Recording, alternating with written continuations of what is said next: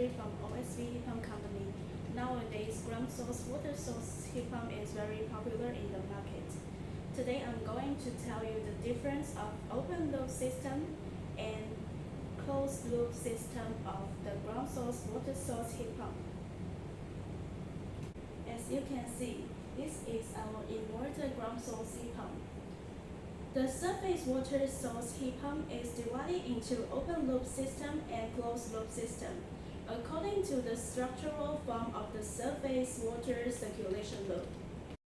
Let me show two pictures to tell you what's the difference of the open loop system and closed loop system. Water is taken directly from a source and into the heat pump. It is then recycled back out into the same source. Open loop system with low initial investment, suitable for larger scale systems such as district cooling and heating systems, but it has high requirements for water quality. Underground pipes circulate liquid that is heated or cooled by the earth.